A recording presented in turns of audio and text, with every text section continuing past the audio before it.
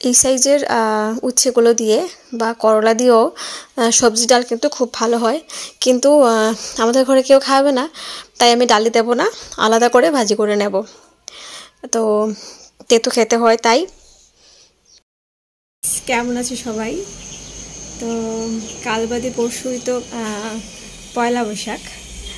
তো পয়লা বৈশাখে মানে আজকের দিনে, পয়লা বৈশাখের আগে আজকের দিনে আমরা তেতো খাই। তো তেতো খেতে হয় আজ। তো আদি তো খাবেই না, আদির বাবাও খায় না। তো তেতো খেতে একদম পছন্দই করে না ওরা। আদি তো ছোট, বোঝে না। তো দেখো আজ আমি নিয়েছি নিম পাতা, এই যে। তো নিম পাতাগুলো একটু টেলে নেব, আর উচ্ছে করে ভাজি করব, আর একটু রান্না করব হলো গিয়ে সবজি দিয়ে ডাল। তো তোমরা দেখবে, আশা করি ভালো লাগবে।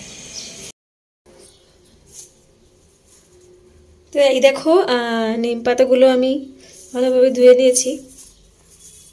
তো আমি ডালি দিয়ে দিতাম, কিন্তু বেশি তেতো হয়ে যাবে, কেউ খাবে না, তাই আলাদা করে একটু করে নেব আর কি। আর ডালের প্রিপারেশনটা তোমাদের দেখাবো, মানে আমি যেভাবে করি আর কি। তো আশা করি ভালো লাগবে। ডালের সবজি দিয়ে ডালের জন্য আমি নিয়ে নিয়েছি ঝিঙ্গে, আর এখানে নিয়ে নিয়েছি চাল কুমড়ো হাফ। তো এটা নিয়ে নিয়েছি, এটা দিয়ে আমি করব।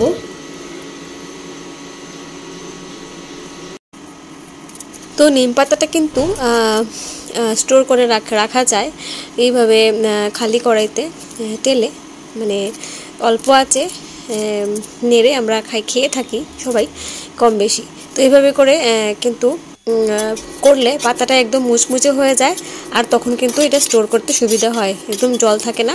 তো এটা মুচমুচে হয়ে গেলে নামিয়ে এটাকে স্টোর করে রাখা যায়, তো যখন দরকার তখন ইউজ করা যায়।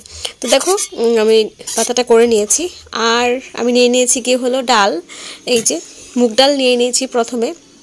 তো আমি ডালটা প্রথমে একটু ভেজে নেব, কারণ আমার ছোটোবেলা থেকেই মুগ ডাল ভেজে খেয়েই অভ্যাস। তো ডাল না ভাজলে একটা সুগন্ধ, মানে যে স্মেলটা ছড়ায় ওইটা বের হয় না না ভাজলে, তো ওইটা ভালো লাগে না, আর ওই সময় কাঁচা একটা গন্ধও থাকে।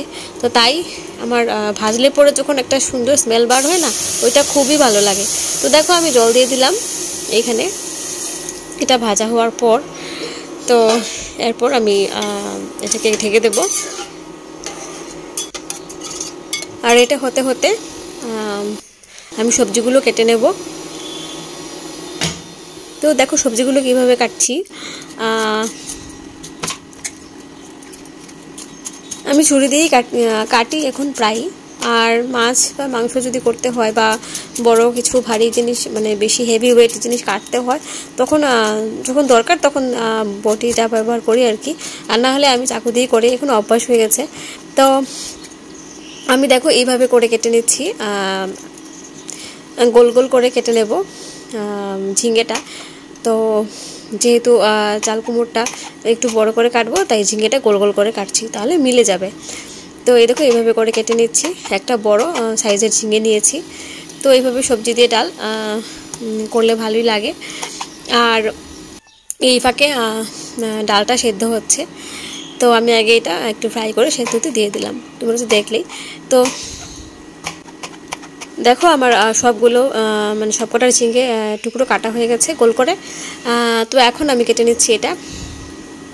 তো নিয়েছিলাম হাফ, কিন্তু হাফও লাগবে না, আর একটু রেখে দেব পরে ব্যবহার করার জন্য খাবারে। তো হাফের থেকেও হাফ নিলাম। তো এটা এতটুকু দিলেই চলবে, এখন হয়ে যাবে, যেহেতু ঝিঙ্গেও নিয়েছি তাই। তো এটাকে কেটে নেব এরকমভাবে, ডুমো ডুমো করে কেটে নেব। তো এই দেখো এটা আমি কেটে নিচ্ছি।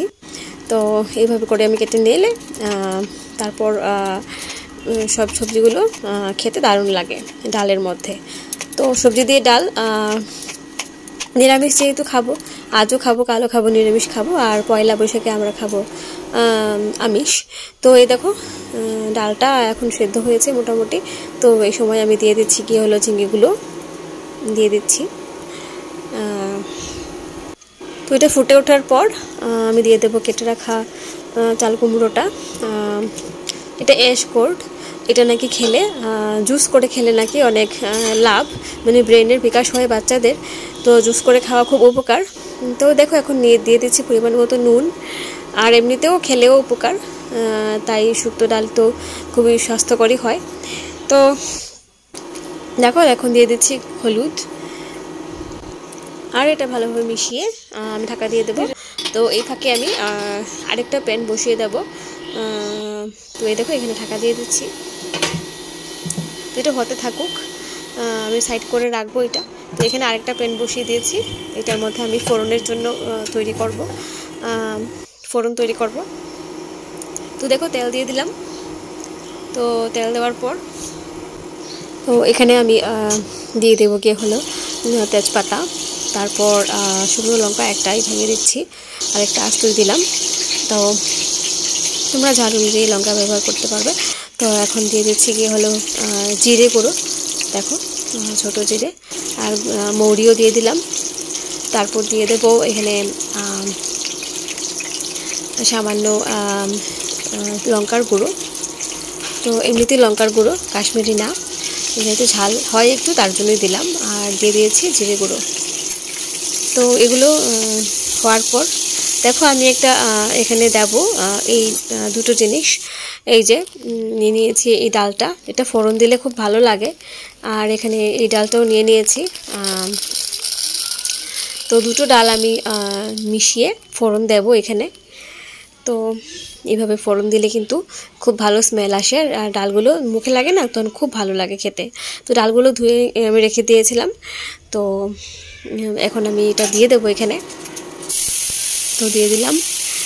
তো এটা ভালোভাবে ফ্রাই করে নিয়ে তারপর আমি ব্যবহার করব। তো এটার জন্য আলাদাই একটা টেস্ট আসবে। তো এই ডালগুলো দিয়ে কিন্তু ফোড়ন দেওয়া যায়, মানে আমি একটু বেশি নিয়েছি, একটু অল্প করে নিলেও অসুবিধা নেই, টেস্ট ভালোই আসবে। তো ফোড়ন দিলে কিন্তু খুব ভালোই লাগে। এমনিতেও তরকারি করলেও এভাবে ডালের ফোড়ন দিয়ে করা যায়, খুব ভালো হয়। তো দেখো আমি এই ফোড়নটা এখানে মিশিয়ে নিচ্ছি, মিশিয়ে তারপর আমি ডালটা আবার আঁচে বসাচ্ছি। তো এখন মিশিয়ে নিয়েছি। তো এটাকে ভালোভাবে এখন হতে দেবো। তো দারুণ একটা স্মেল বেরিয়েছে, দারুণ সুন্দর গন্ধ বেরিয়েছে। তো এটা হতে থাকুক। তো এর মাঝে আমি নিয়ে নেব গিয়ে হলো একটা বড় টুকরো আদা। তো দেখো আদাটা আমি পরেই ব্যবহার করছি, আর চেরা কাঁচা লঙ্কা ব্যবহার করছি। আদাগুলো আমি